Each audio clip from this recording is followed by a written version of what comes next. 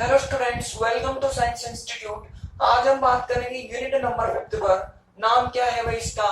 विद्युत रसायन second, electrochemistry second. एक इलेक्ट्रोकेमिस्ट्री हम ऑलरेडी फिनिश कर चुके हैं, आज हम सेकंड पढ़ेंगे। ये भी है विद्युत रसायन, मतलब केमिस्ट्री में जहां जहां हमें इलेक्ट्रिसिटी की जरूरत पड़ेगी वो सब चीजें इसके अंदर आती है। लेकिन अब इस यूनिट में पढ़ना क्या है भाई? इसके पहले वाले में तो हमने पढ़ा था चालकताओं को, कंडक्टिविटीज को पढ़ा है हमने बेसिकली। इसके अंदर हमें पढ़ना है सेलों को, उनकी क्या क्या वर्किंग होती है, किस तरह से उनकी कार्य प्रणाली होती है। अगर हमें उनका विद्युत वाहक बल ईएमएफ ज्ञात करना हो तो हम किस तरह से कैलकुलेट कर सकते हैं। फिर हम कुछ विशेष प्रकार के सेलों को पढ़ेंगे। उसके बाद में फिर हम अनुमापन को, टाइट्रेशन वगैरह को पढ़ेंगे। और साथ में अंत में ये पढ़ेंगे कि अगर हमें किसी भी सेल का विद्युत वाहक बल पता हो, ईएमएफ पता हो हमें किसी भी सेल का, तो हम उसकी सहायता से किस तरह से सेल की और कौन कौन सी जानकारियां पता लगा सकते हैं। मतलब उसके क्या पढ़ेंगे हम? अनुप्रयोग पढ़ेंगे। मतलब बेसिकली इस यूनिट में हमें सेलों के बारे में पढ़ना है। सेल और इलेक्ट्रोड होंगे इस पूरी की पूरी यूनिट में। आई बात समझ में? अलग अलग तरह के सेल, उनकी क्या वर्किंग होती है, ये सारी चीजें ही पढ़नी है हमें इसके अंदर। फटाफट से डाल लो टॉपिक। अब सबसे पहले हमारा टॉपिक है सेल। सबसे पहले हम जानेंगे कि सेल किसे कहा जाता है, क्या होता है सेल।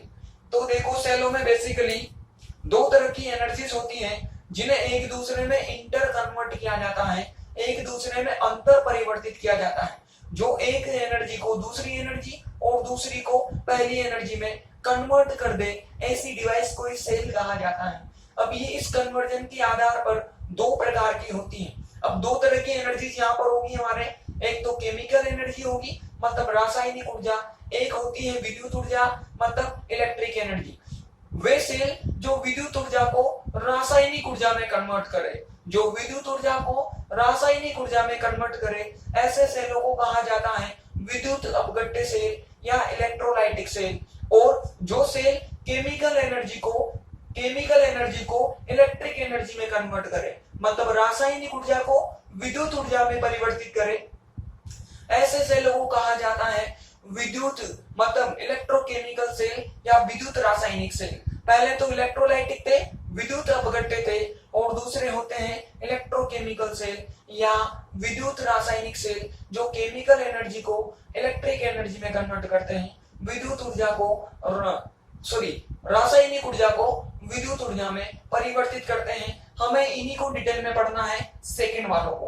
पहले डेफिनेशन लिख लेते हैं, फिर शुरू करेंगे हम हमारा मेन टॉपिक। लिखो, वह उपकरण जिसकी सहायता से एक ऊर्जा को दूसरी ऊर्जा में परिवर्तित किया जाता है। वह उपकरण जिसकी सहायता से एक ऊर्जा को दूसरी ऊर्जा में परिवर्तित किया जाता है, एक ऊर्जा को दूसरी ऊर्जा में परिवर्तित किया जाता है, सेल कहलाता है। सेल कहलाता है। अगली लाइन से लिखो, ये निम्न दो प्रकार के होते हैं। The device which convert one energy to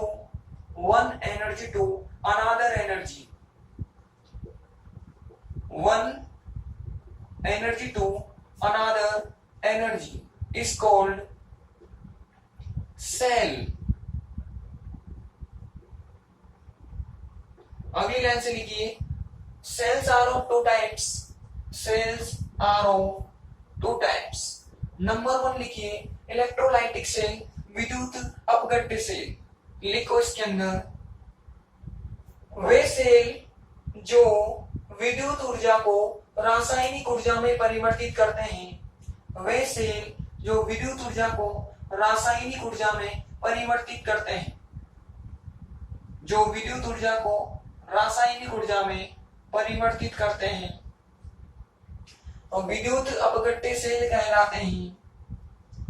विद्युत अपघट्य सेल कहलाते हैं। ठीक, आप लोग भी लिखो, the cell which convert the cell which convert electric energy to chemical energy, electric energy to chemical energy are called electrolytic cell, are called electrolytic cell. दूसरा लिखो इलेक्ट्रोकेमिकल सेल या विद्युत रासायनिक सेल। इसके अंदर लिखो वे सेल जो रासायनिक ऊर्जा को विद्युत ऊर्जा में परिवर्तित करते हैं, वे सेल जो रासायनिक ऊर्जा को विद्युत ऊर्जा में परिवर्तित करते हैं, विद्युत ऊर्जा में परिवर्तित करते हैं, विद्युत रासायनिक सेल कहलाते हैं, विद्युत रासायनिक सेल कहलाते हैं। इन्हें गैल्वेनिक सेल, इन्हें गैल्वेनिक सेल अथवा वोल्टेइक, वोल्टेइक, इन्हें गैल्वेनिक सेल या वोल्टेइक सेल भी कहा जाता है, वोल्टेइक सेल भी कहा जाता है। ठीक है, एग्जाम्पल लिख लो। डेनियल सेल इसका एग्जाम्पल होता है भाई, लिख लो example Daniel cell.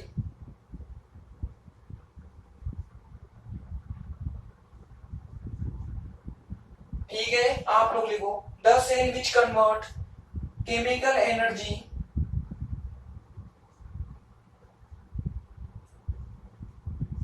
the cell which convert chemical energy into electric energy to electric energy is called electrochemical cell, is called electrochemical cell। They are also called voltaic cell, galvanic cell। They are also called voltaic cell, galvanic cell। Example लिखिए इनके अंदर Daniell cell. Example में क्या लिखोगे? Daniel cell. इनका example क्या होता है भाई? Daniell cell. और यह डेनियल सेल हमारे सिलेबस में है, मतलब हमें इसे डिटेल में पढ़ना है। तो टॉपिक डालो डेनियल सेल। अभी अभी डेफिनेशन तो पढ़ेगी। क्या होता है? जो केमिकल एनर्जी को इलेक्ट्रिक एनर्जी में कन्वर्ट कर दे, रासायनिक ऊर्जा को विद्युत ऊर्जा में परिवर्तित कर दे, ऐसे सेल को क्या बोलोगे आप? डेनियल सेल बोलोगे। अब ये किस प्रकार का दिखाई देता है? पहले तो हमें इस चीज पर गौर फरमाना है। तो पहले हमें इसका क्या बनाना है भाई? डायग्राम बनाना है। ये हो गया एक बॉक्स। हर सेल के अंदर एक बॉक्स होता है। यहाँ पर मैंने एक क्या ले ली भाई? जिंक की रोड ले ली। इस तरह से मैंने एक जिंक की रोड ले ली। इस रोड को मैंने डिप कर दिया ZnSO4 के सॉल्यूशन में। तो यहाँ से Zn+2 आयन भी बनेगा, SO4 -2 आयन भी बनेगा। ये मैंने क्या ले लिया है? जिंक की रोड ले ली मैंने। और ये किस रूप में लिए मैंने? एनोड के रूप में। ये किस रूप में लिए मैंने? एनोड के रूप में। और एनोड पर इस सेल में क्या होता है? माइनस चार्ज होता है। फिर इस बड़े पात्र के अंदर मैंने इस तरह से एक पोरस पात्र लगा दिया, मतलब एक क्या लगा दिया मैंने? छिद्रित पात्र लगा दिया। जैसे एसपीएम होती है, एसपीएम उस टाइप का पार्ट है यह, उस टाइप का यह क्या है भाई? पात्र है। इस तरह से मैंने एक पोरस वेसल लगा दिया, मतलब छिद्रित पात्र इसके अंदर लगा दिया। इसके अंदर मैंने लगा दी कॉपर की रोड। इसमें किसकी रोड लगा दी मैंने भाई? कॉपर की रोड लगा दी। और इस कॉपर की रोड को मैंने डिप किया किसके सॉल्यूशन में? कॉपर सल्फेट के सॉल्यूशन में। यह काहे की रोड थी? कॉपर को। कॉपर को कॉपर सल्फेट में डुबोया और जिंक को जिंक सल्फेट में डुबोया। और इन दोनों को मैंने एक सेल से जोड़ दिया। ये मैंने इन दोनों को क्या कर दिया? एक सेल से जोड़ दिया। अब इस पर पॉजिटिव टर्मिनल है तो यहाँ पर प्लस आएगा, इस पर नेगेटिव टर्मिनल है तो यहाँ पर माइनस आएगा। और ये जो कैथोड होता है यह किसकी तरह बिहेव करता है भाई? कॉपर मतलब किसकी तरह बिहेव करेगा? कैथोड की तरह। और जिंक किसकी तरह बिहेव करेगा? एनोड की तरह व्यवहार करेगा। यहाँ पर सब जगह ZnSO4 का सॉल्यूशन बना होगा और इस पात्र के अंदर कॉपर सल्फेट का सॉल्यूशन बना होगा। यहाँ से भी Zn+2 और SO4-2 आयन बनेगा। यहाँ से भी कॉपर +2 और SO4-2 आयन बनेगा। अब ध्यान रखना इस यूनिट में, या हमेशा ध्यान रखना, एनोड हमेशा इलेक्ट्रॉन देता है और कैथोड इलेक्ट्रॉन ग्रहण करता है। अब जो इलेक्ट्रॉन देता है उसका होता है ऑक्सीकरण, मतलब एनोड पर हमेशा क्या होगा, ऑक्सीडेशन होगा, ऑक्सीकरण होगा। कैथोड इलेक्ट्रॉन को ग्रहण करेगा, मतलब कैथोड ने इलेक्ट्रॉन ले लिया। अब जहां इलेक्ट्रॉन लिए जाते हैं वहां पर क्या होता है, रिडक्शन। इलेक्ट्रॉन ग्रहण करना मतलब अपचयन होना, तो कैथोड पर हमेशा अपचयन होगा। जो भी मेटल होगी वो इलेक्ट्रॉन ग्रहण करेगी और उसका क्या हो जाएगा, रिडक्शन हो जाएगा, अपचयन हो जाएगा। आई बात समझ में? ये बेसिक जानकारी आप लोगों के पास होनी चाहिए। अब हम इसकी सेल रिएक्शन पर बात करेंगे। सेल रिएक्शन का मतलब एनोड पर क्या रिएक्शन होती है और कैथोड पर क्या रिएक्शन होती है। तो देखो भाई, एनोड की बात करेंगे तो हमें कौन नजर आया, जिंक नजर आया। अभी अभी मैंने बताया कि एनोड पर इलेक्ट्रॉन दिए जाते हैं तो जिंक है, तो जिंक इलेक्ट्रॉन दे देगा। बताओ जिंक की वैलेंसी कितनी होती है, +2 है, तो +2 आएगा। तो सीधी बात, इसने कितने इलेक्ट्रॉनों को बाहर निकाला होगा, 2 इलेक्ट्रॉनों को बाहर निकाला होगा। ये निकलने वाले इलेक्ट्रॉन कहाँ पहुंचेंगे, इस वायर से होते होते कहां पर पहुंचेंगे भाई, कैथोड पर पहुंचेंगे। कैथोड पर बताओ कौन है, कॉपर +2 और SO4-, ये तो कॉपर मेटल है। और यहाँ पर कौन होगा, कॉपर +2 होगा। ये मैंने कॉपर +2 लिया, विलियम है तो आयन तो उपस्थित होगा ही सही। यह कॉपर +2 ऊपर से आने वाले 2 इलेक्ट्रॉनों को ग्रहण कर लेगा। +2 ने 2 इलेक्ट्रॉन ग्रहण कर लिए तो यह किस में कन्वर्ट हो जाएगा, कॉपर में कन्वर्ट हो जाएगा। जैसे ही कॉपर बनेगा, ये कौन सी अवस्था बन गई, धात्विक अवस्था, मेटेलिक फॉर्म बन गई। मतलब यहाँ पर धीरे धीरे करके कॉपर डिपॉजिट होता जाएगा, जमता जाएगा। जैसा मैंने पिछली वाली यूनिट में बताया था कि इलेक्ट्रोड धातुओं का, मतलब इलेक्ट्रोड पर धातुओं का निक्षेपण होता है। कौन से इलेक्ट्रोड पर, कैथोड पर। तो कॉपर बन गया ये एनोड पर और ये कैथोड पर। अगर हम कुल सेल अभिक्रिया की बात करें, टोटल सेल रिएक्शन की बात करें, तो देखो इलेक्ट्रॉन से इलेक्ट्रॉन कैंसिल हो गए, उसके अलावा कोई और कैंसिल हो सकता है क्या, कुछ भी नहीं। बताओ LHS में जिंक है और बदले में उसके साथ में कौन है, कॉपर है। उसी के साथ LHS में कौन है भाई, Zn+2 है और साथ में कौन नजर आया, कॉपर। इसको क्या कहते हैं, कुल सेल अभिक्रिया। ये तो एनोड की है, ये कैथोड की है और ये क्या है, कुल सेल अभिक्रिया है। आई बात समझ में? लिखो टॉपिक डाल लिया हो तो। वह सेल, या फिर ऐसे करो, डेनियल सेल रासायनिक ऊर्जा को विद्युत ऊर्जा में परिवर्तित करता है। डेनियल सेल रासायनिक ऊर्जा को विद्युत ऊर्जा में परिवर्तित करता है, विद्युत ऊर्जा में परिवर्तित करता है।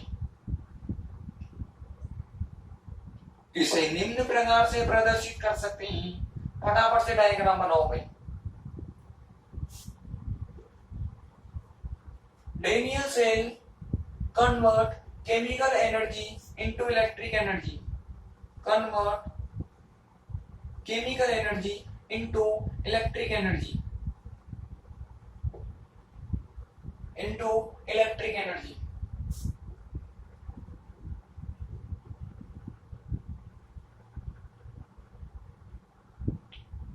ठीक है, जल्दी से डायग्राम अगली लाइन से लिखो। Daniell cell can be shown as, Daniell cell can be shown as. फटाफट से डायग्राम बनाओ और लिखो इसके अंदर।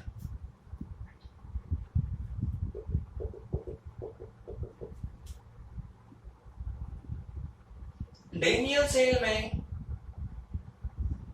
जिंक एनोड की तरह व्यवहार करती है। डेनियल सेल में जिंक एनोड की तरह व्यवहार करती है। इसे ZnSO4 के विलयन में डुबोया जाता है, इसे ZnSO4 के विलयन में डुबोया जाता है।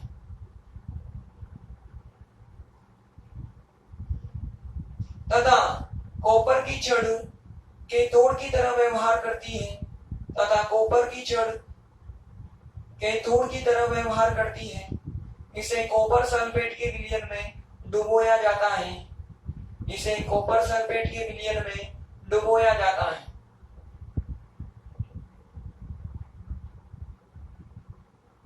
तथा दोनों को बाह्य परिपथ से जोड़ दिया जाता है। दोनों को बाह्य परिपथ से जोड़ दिया जाता है। इलेक्ट्रोडों पर होने वाली अर्धशैल अभिक्रियाओं को इलेक्ट्रोडों पर होने वाली अर्धशैल अभिक्रियाओं को निम्न प्रकार से प्रदर्शित कर सकते हैं। निम्न प्रकार से प्रदर्शित कर सकते हैं। ठीक है, एनोड की और कैथोड की केवल इतना ही करना है, टोटल मत लिखना नहीं। आप लोग लिखो according to figure zinc rod behaves as anode which is dipped into ZnSO4 solution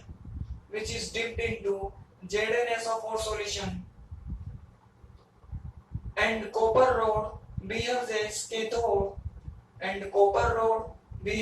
cathode it is dipped into copper sulfate solution.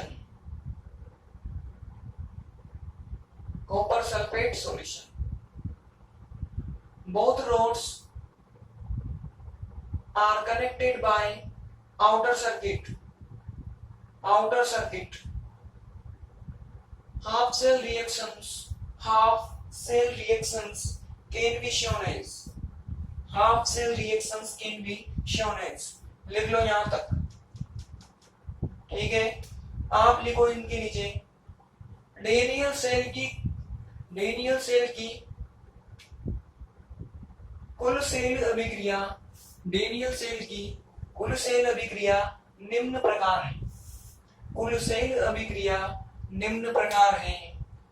लिख लो भाई, आप लोग भी लिखो total cell reaction of Daniell cell can be shown as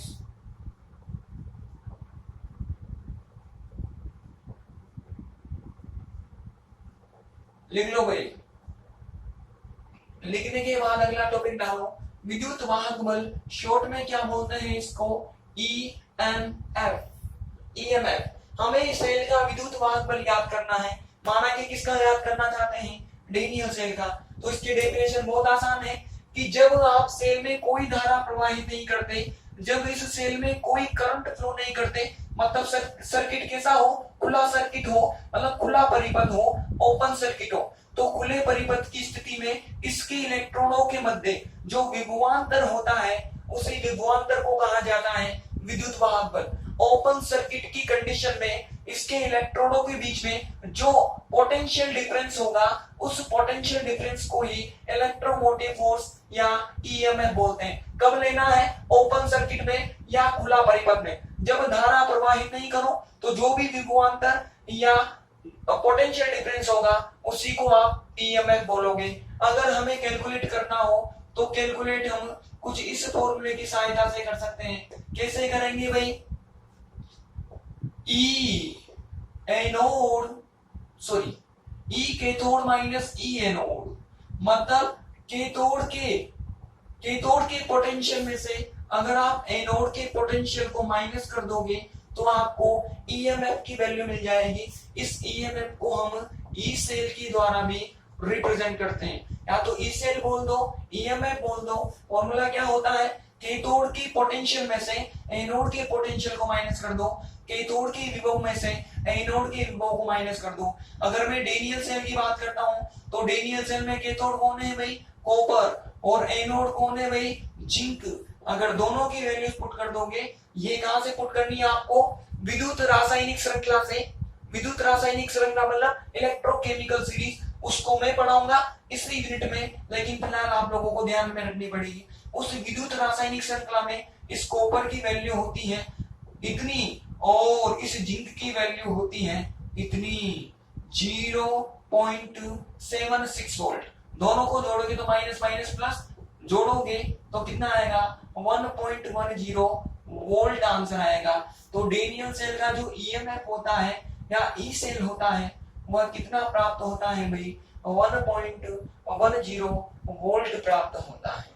आई बात समझ में, लिखो जब सेल में कोई धारा प्रवाहित नहीं की जाती, जब सेल में कोई धारा प्रवाहित नहीं की जाती, कोई धारा प्रवाहित नहीं की जाती तो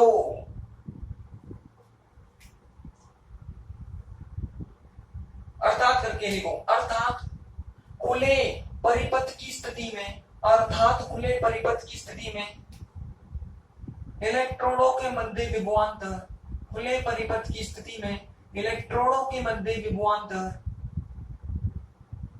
इलेक्ट्रोडों के मध्य विभवांतर विद्युत वाहक बल कहलाता है, विद्युत वाहक बल कहलाता है।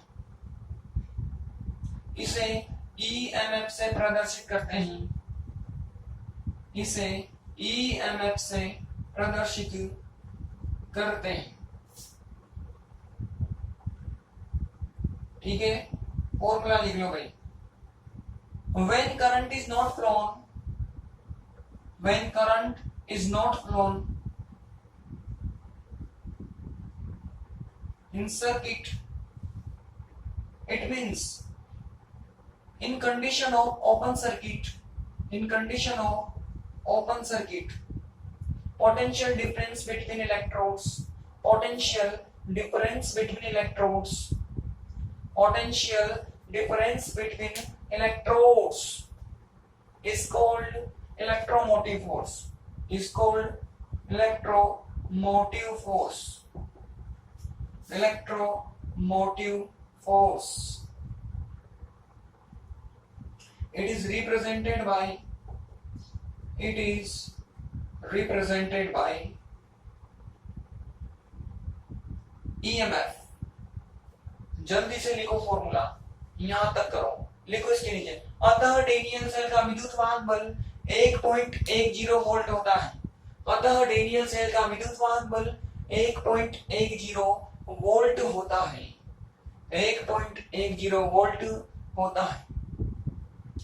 Hence लिखो आप लोग भी, hence EMF of Daniell cell is 1.10 volt, is 1.10 volt. ठीक, देखो भाई अगला टॉपिक है उत्क्रमणीय तथा अनुत्क्रमणीय सेल। रिवर्सिबल और इरिवर्सिबल सेल क्या होते हैं, ध्यान से समझना इस चीज को आप। ठीक है भाई, अब देखो सेल, जब भी कोई चीज स्टडी करते हैं तो उसमें दो तरह की पोटेंशियल होते हैं। जो सेल का पोटेंशियल होता है उसे कहा जाता है आंतरिक विभव, या उससे क्या कहोगे आप, इंटरनल पोटेंशियल बोलोगे। और इंटरनल पोटेंशियल को किससे रिप्रेजेंट किया मैंने, EIN। IN का मतलब होता है इंटरनल। और बाहर से भी हमने एक सेल लगाया, इस सेल का जो भी पोटेंशियल होगा, इस सेल का जो भी विद्युत वाहक बल होगा, उस विद्युत वाहक बल बाहर से लगाया हमने तो वो क्या हो जाएगा, बाह्य पोटेंशियल या बाह्य विद्युत वाहक बल हो जाएगा। उसको आप एक्सटर्नल पोटेंशियल बोलोगे, जिससे उसको रिप्रेजेंट किया जाता है EX से। जो आंतरिक विद्युत वाहक बल होगा वो तो EN, जो बाह्य विद्युत वाहक बल होगा वह EX। आंतरिक किसका होगा, इस डेनियल सेल का, और बाह्य किसका होगा, इस बाहर से लगने वाले सेल का। ये दो तरह की कंडीशन है। अब कब यह डेनियल सेल रिवर्सिबल बनेगा और कब यह डेनियल सेल इरिवर्सिबल बनेगा, इन दोनों कंडीशन को हमें देखना है। ध्यान से समझना, माना कि ये आंतरिक विभव है, ध्यान से समझ लेना। ठीक है, रिवर्सिबल और इरिवर्सिबल सेल किसे कहा जाता है। माना कि ये आंतरिक विभव है, कुछ यहाँ पर इस लेवल पर मुझे क्या मिला, आंतरिक विभव मिला, मतलब इंटरनल पोटेंशियल मिला।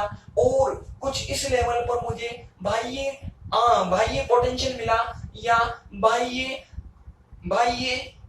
विभव मिला, या बाह्य EMF मिला। स्टार्टिंग में इसकी वैल्यू ज्यादा है, इंटरनल की वैल्यू ज्यादा है, एक्सटर्नल की वैल्यू कम है। बताओ धारा कहां से कहां बहती है? उच्च से निम्न विभव की ओर।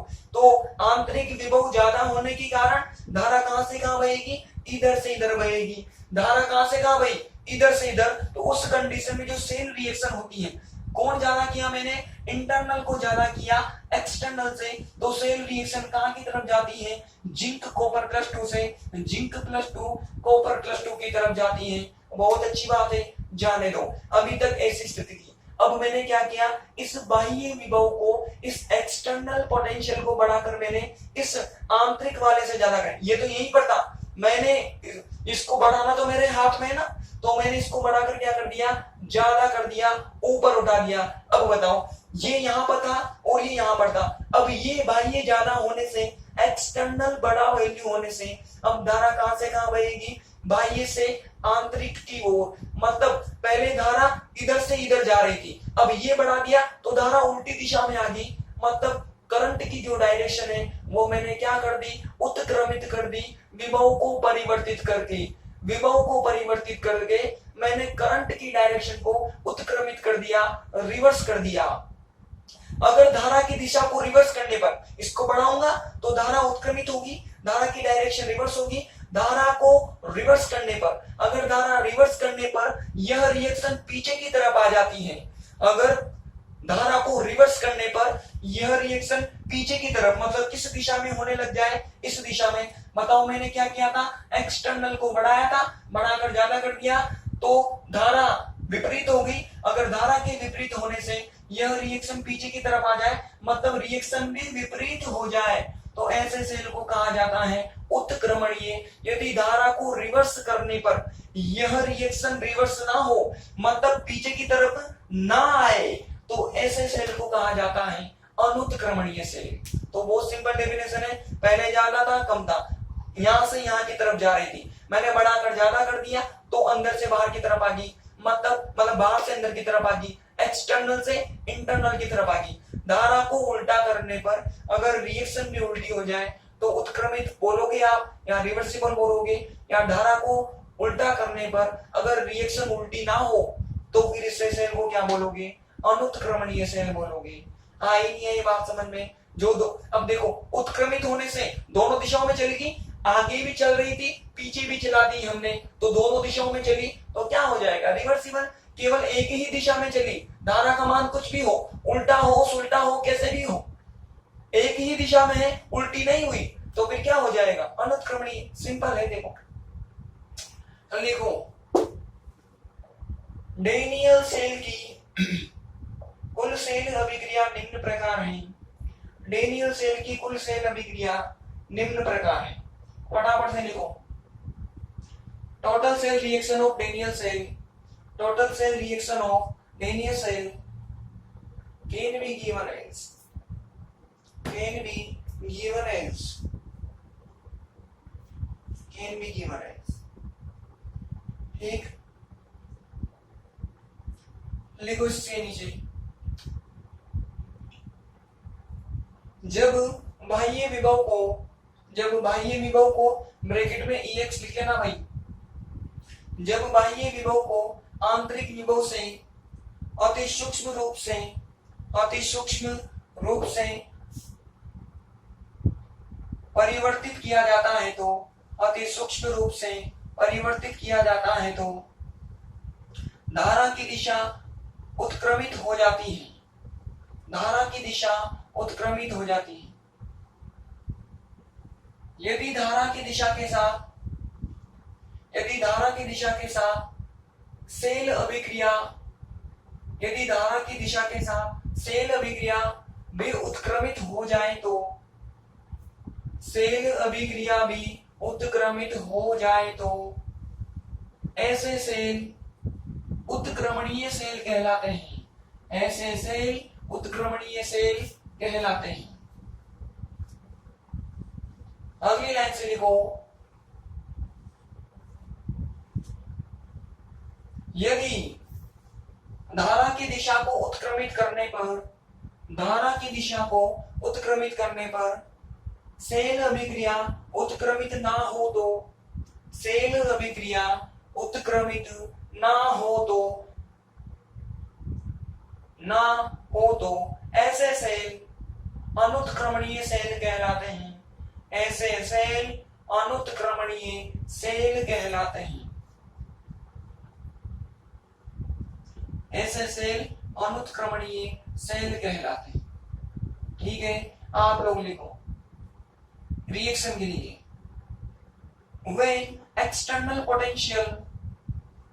when external potential is changed infinity small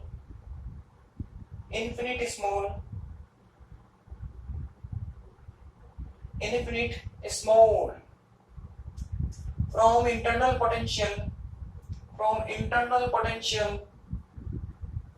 then direction of current is reversed.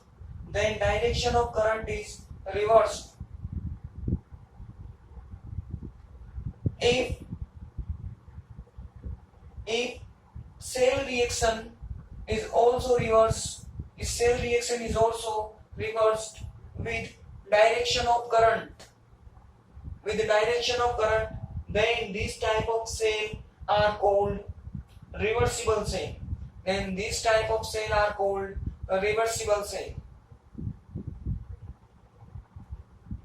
Next answer लिखो, if cell reaction is not reversed with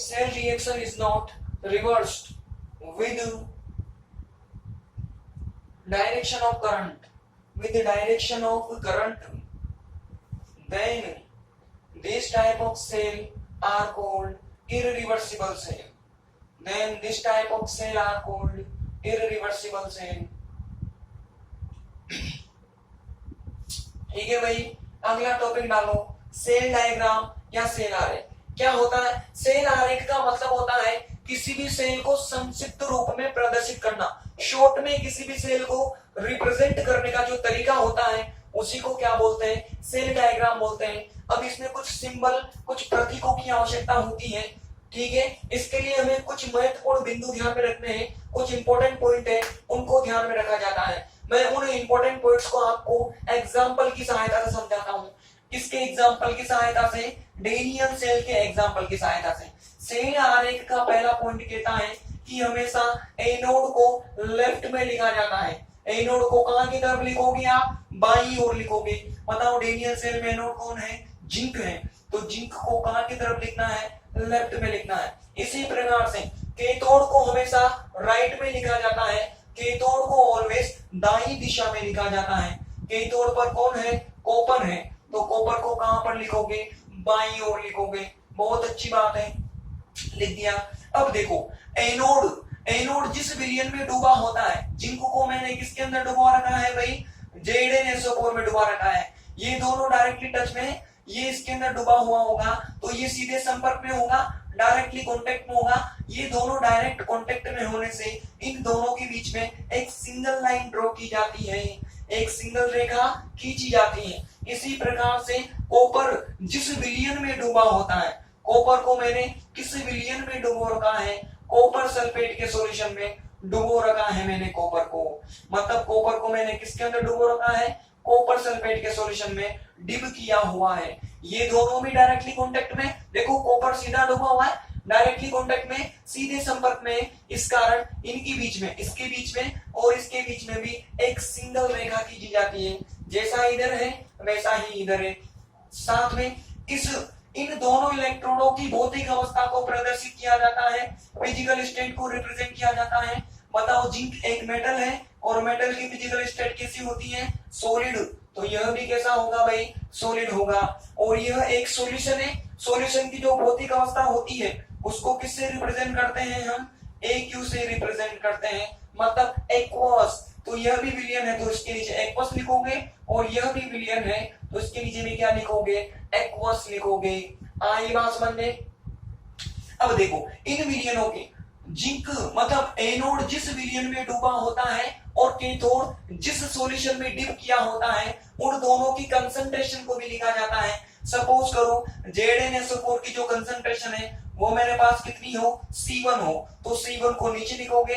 वैसे इसकी कंसंट्रेशन मेरे पास कितनी हो, C2 हो, तो C2 को कहां लिखोगे, नीचे की तरफ लिखोगे।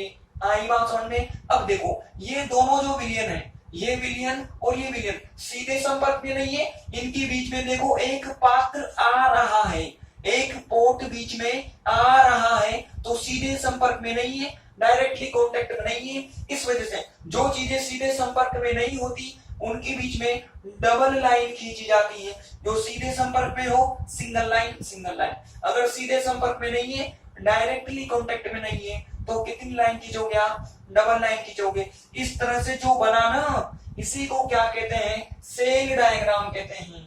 इसी को क्या बोलोगे आप, सेल डायग्राम बोलोगे। भाई आई नहीं है ये बात समझ में, लिखो। ये किसका कर दिया हमने, डेनियल सेल का।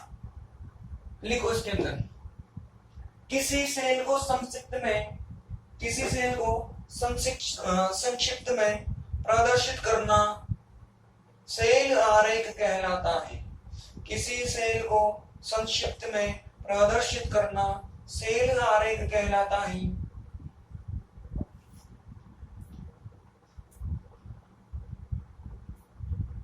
सेल आरेख कहलाता है। इसके लिए पद प्रतीकों का उपयोग किया जाता है। इसके लिए पद प्रतीकों का उपयोग किया जाता है। ठीक है, नंबर 1 पॉइंट लिखो। एनोड को बाईं ओर लिखा जाता है, एनोड को बाईं ओर लिखा जाता है, जबकि कैथोड को दाईं ओर लिखा जाता है, जबकि कैथोड को दाईं ओर लिखा जाता है।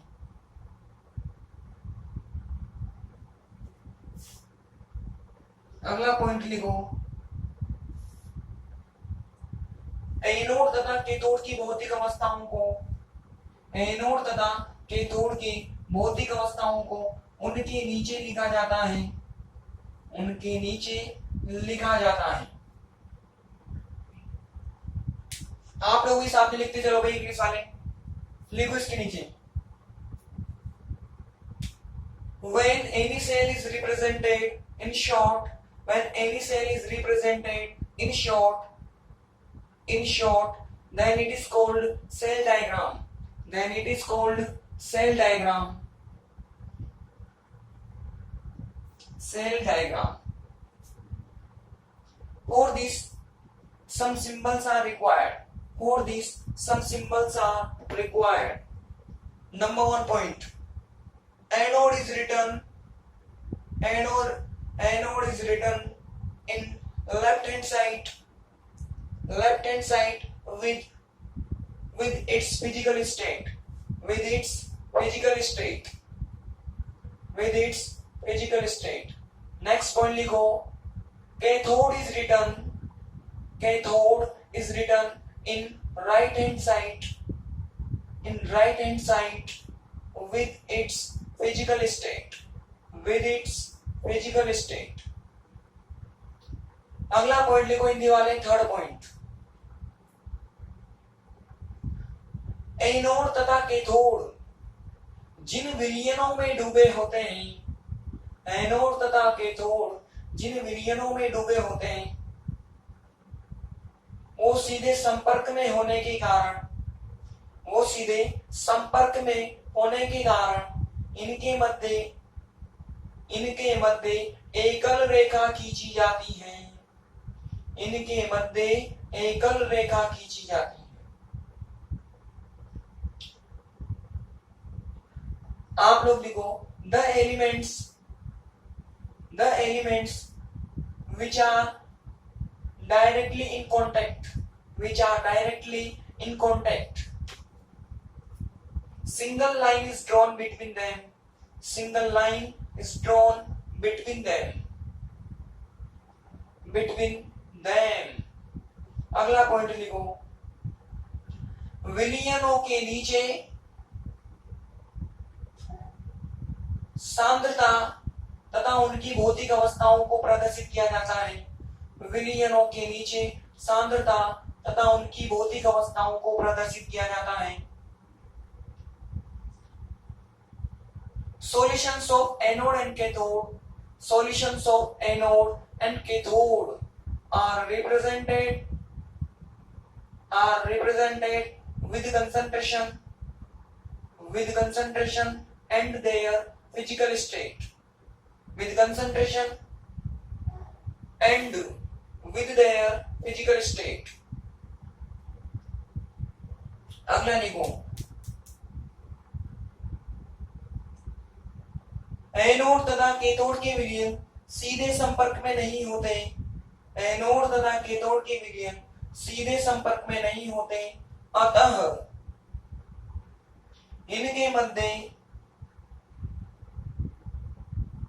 मध्य द्विरेखा खींची जाती है या डबल रेखा खींची जाती है। द्विरेखा खींची जाती है। आप लोग लिखो, solutions of anode and cathode are not directly in contact, so double line is drawn between them.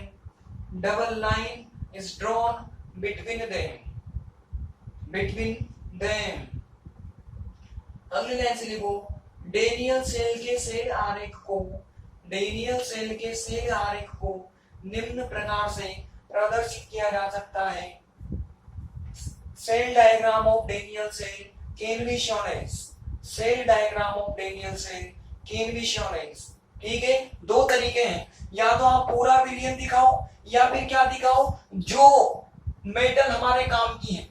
या तो आप ऐसे दिखा सकते हो या केवल आयनों के फॉर्म में दिखा सकते हो, क्योंकि काम किसका होता है, इधर की तरफ तो Zn+2 का काम है और इधर की तरफ किसका काम है, कॉपर+2 का। सल्फेट आयन काम ही नहीं होता तो आप उसे हटा भी सकते हो, आप ऐसे भी कर सकते हो और ऐसे भी कर सकते हो, दोनों ही तरीके सही है, कर लो भाई।